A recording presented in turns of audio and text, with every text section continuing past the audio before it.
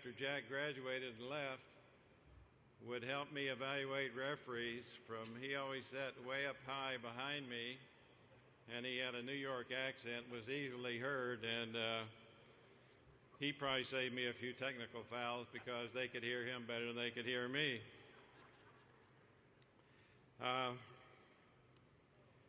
Then later on, Jack went to school, Cal State Fullerton. I moved up to the Conejo District and became an administrator up there. It just so happened that we had a teacher who had a serious back injury at the continuation school, and Jack had graduated midterm Cal State Fullerton. And I said, oh, this is a perfect match. We're going to have young, vital teachers that can relate to these kids. I don't think I told him these were the worst 10 kids in school, but he found that out sooner or later when they did burn up his briefcase while he was starting out there. And so Jack decided he was going to bond more with these kids, and they were going to have a gardening project. And the gardening project was end up growing. And the project went well until I told Jack that wasn't tomatoes that was growing out there, and that we spent a little time after school, pardon the pun, weeding the garden, and Jack went on from there. He went on to teach at Oxnard, where he was successful. Went on to work for State Senator Omar Raines, and then he decided to run for the Assembly. We thought we didn't know what he was doing, but he did. Campaigned, and we thought Firestone would beat him pretty good,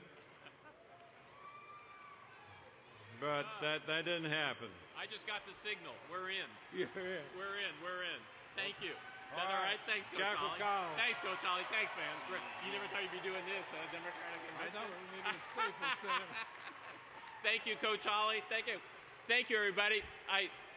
Listen, it's Coach Ollie has about 20 more minutes. We'll put it on the internet afterwards. This is my 30th straight convention attending, most of the time out front. And it's the first time I ever had a placard that said, thanks, Jack. That's very nice.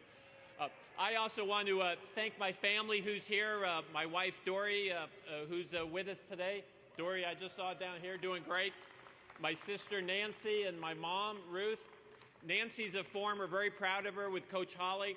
Nancy's a former Teacher of the Year in the Conejo School District, teacher for her school, the district, and the county. She was about 2 years ago eligible to be a state Teacher of the Year, but since I select them, I told her don't even bother applying. And then so many friends here. This is a surprise as well. And I really appreciate these are friends, not just political friends. These are lifetime friends, friends that whose opinion, support I truly value. And then lastly, I want to tell you, please continue to keep public education as a top priority for the Democrats in the state of California. I mean, we all know as Democrats that education truly is the great equalizer. We know we have an achievement gap, and we're working hard to narrow that achievement gap. I'm sure you're aware of a recent study. If we could eliminate the achievement gap in education, we would eliminate state budget deficits in all 50 states and the national budget as well. I know that would make Speaker Perez very happy and Senator Dale Steinberg very happy, both of whom were here earlier. And then finally, we need to continue to invest in the future. And that means you invest in education. It means that we have to reject the Schwarzenegger cuts. Because under Schwarzenegger's legacy, we have fewer teachers today than we had a couple of years ago. Fewer librarians, fewer counselors, fewer nurses at our schools, fewer classes in the arts and music, career technical education, fewer programs in sports, longer bus rides for our kids, and lost learning opportunities that will never be recovered. lost learning opportunities in summer school, a shorter school year that districts are being forced to implement. So Democrats, invest in the future, invest in public education. Thank you so much for all your help over all these many, many years. Thank you, Senator Burton. Thank you, everybody. Thanks, guys.